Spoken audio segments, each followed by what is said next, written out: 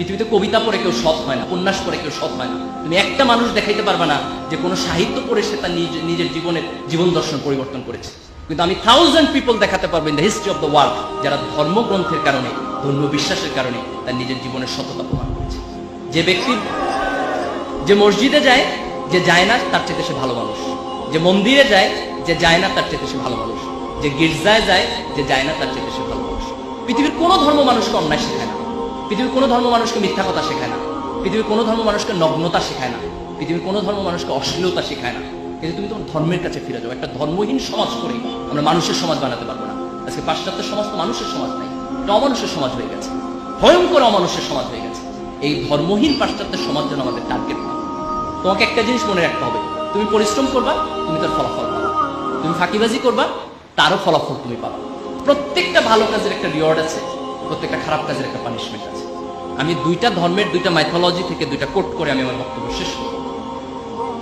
হিন্দু ধর্মের একটা গল্প আছে এরকম যে তাদের একজন রাজা ছিলেন, মোস্ট প্রবাবলি তার নাম ছিল গান্ধারী। একটা যুদ্ধে তার অনেকগুলো সন্তান মারা গেছে। তো সে ঈশ্বরকে প্রশ্ন করলো যে, ঈশ্বর তুমি আমাকে এত বড় পানিশমেন্ট কেন দিলে যে আমার সব সন্তান একটা যুদ্ধে মারা গেল? আমি তো এরকম কোনো অন্যায় করি নাই, আমার যতটুকু মনে পড়ে আমি আমার জীবনে জাতীয় কোনো সিন, কোনো ক্রাইম আমি করি নাই। ঈশ্বর তাকে বলতেছেন যে তুমি ছোটবেলায় যখন খেলাধুলা করতেছিলে, তো একদিন খেলার ছলে কিছু প্রজাপতি মেরেছে, প্রজাপতি মেরে তুমি তোমার গলায় মালা বানিয়েছে। বলছে ওই প্রজাপতি মারার পানিশমেন্ট হিসেবে আমি তোমার সন্তানকে এই যুদ্ধ হত্যা করেছি। সে হচ্ছে আমি তো এটা খেলার ছলে করেছি। ঈশ্বর বলতেছে আমিও এটা খেলার ছলে করেছি। This important. সে তার ছোটবেলায় একটা জীবকে হত্যা করেছে, হয়তো বুঝে নাই, but that wrong did punishment হিসেবে তার জীবনে ফেরত এসেছে। বুখারী শরীফে একটা হাদিস আছে যে প্রাচীন আমলের একজন মহিলা ছিলেন, তিনি খুব খারাপ মহিলা ছিলেন।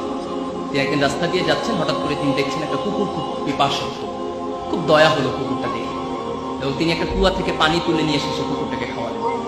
এবং আল্লাহ রাসূল সে হাদিসে কোট করছেন যে এই যে একটা তৃষ্ণার্ত জীবের প্রতি তার অন্তরে কিছুটা দয়া সৃষ্টি হয়েছে, সেটার কারণে খোদা তার পুরাতন জীবনের সকল গুনাহকে মাফ করে দিয়েছে।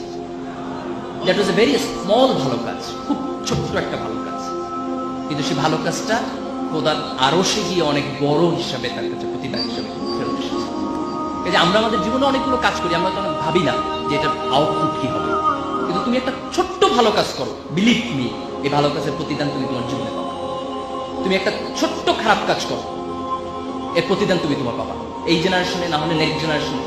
কোরআনের একটা ঘটনা এরকম আছে যে মুসা আলাইহিস সালাম যখন খিজির আলাইহিস সালামের সাথে যাচ্ছেন, তখন খিজির আলাইহিস সালাম অনেকগুলো কাজ করেছেন যেগুলোর এক্সপ্লানেশন তিনি বোঝেন নাই, পরে দিয়েছেন। তার মধ্যে একটা কাজ ছিল যে একটা নগরে গিয়ে ওই নগরের মানুষটা তার সাথে দুর্ব্যবহার করেছে, কিন্তু ওই কোনায় তিনি একটা প্রাচীর তুলে দিয়েছেন। তারপরে যখন মুসা আলাইহিস সালাম এক্সপ্লানেশন দিচ্ছে, তখন বলতেছে যে এই প্রাচীরের নিচে কিছুটা গুপ্তধন ছিল, এবং সেই গুপ্তধন হচ্ছে এমন দুটো নাবালক সন্তানের যার বাবা সৎ মানুষ ছিলেন। এই জন্য আল্লাহ তাকে বলেছেন তুমি ওই সৎ মানুষের সন্তানের জন্য এই সম্পদটাকে রেস্ট্রিক্ট করো, এটাকে সংরক্ষণ করো। তার মানে তার বাবার সৎকর্মের জন্য তার সন্তান বেনিফিটেড হচ্ছে। দ্যাট মিনস তুমি তোমার ভালো কাজের রিওয়ার্ড যেমন পাবা, তোমার খারাপ কাজের পানিশমেন্ট হবে। এটা হয় থার্ড জেনারেশনে, না হয় সেকেন্ড জেনারেশনে, না হয় থার্ড জেনারেশনে। এটা যে সবসময় মরণের পরে হবে দ্যাট ইজ নট ইম্পর্টেন্ট। মরণের পর তো হবেই, সেটা পৃথিবীতেও হবে। এই যে এই মানুষের জীবন যখন এই ধর্মবোধের জায়গা থেকে, অ্যাকাউন্টেবিলিটির জায়গা থেকে সরে যায়, তখন মানুষের মধ্যে কোনো নৈতিকতা থাকবে না, মানুষের মধ্যে কোনো বোধ থাকবে না, মানুষ বেপরোয়া হয়ে উঠবে। এবং সেই বেপরোয়া মানুষ শিক্ষিত হলেও কিছু যায় আসে না, সে বেপরোয়া মানুষ এ প্লাস পাইলেও কিছু যায় আসে না। কারণ আমাদের সোসাইটি আমরা দেখেছি যে আমাদের অনেক শিক্ষিত মানুষ আজকে করাপশন করছে, অনেক শিক্ষিত মানুষ আজকে দেশের সম্পদকে বিক্রি করে দিয়েছে দেশের বাইরে। এই যে দিস ইজ ইম্পর্টেন্ট যে আমরা গ্লোবালাইজেশনের যুগে আমাদের কোয়ালিটি ডেভেলপ করার পাশাপাশি এই অ্যাকাউন্টেবিলিটির জায়গা থেকে মানুষের প্রতি ভালোবাসা, জীবনের প্রতি ভালোবাসা, জীবের প্রতি ভালোবাসা, এক ধরনের নৈতিকতা বোধ, এক ধরনের ধর্মবোধ, যে কোনো ধর্ম, ফেইথ বেস অ্যাপ্রোচ। তুমি ঈশ্বরকে বিশ্বাস করো, আল্লাহকে বিশ্বাস করো, গডে বিশ্বাস করো, does not matter, but you must believe, you must practise whatever your religion is. You must have the sense of the accountability, যে ভালো কাজ করলে এটা একটা ভালো কিছু পাবা, তোমাকে এটা এনকারেজ করবে। একটা খারাপ কাজ করলে তোমার পানিশমেন্ট হবে, ভয় তোমার মধ্যে থাকতে হবে। এই দৃষ্টিভঙ্গি যখন আমাদের জীবনকে নিয়ন্ত্রণ করবে, তখন সত্যিকার অর্থে আমরা একটা ভালো সমাজ করতে পারবো।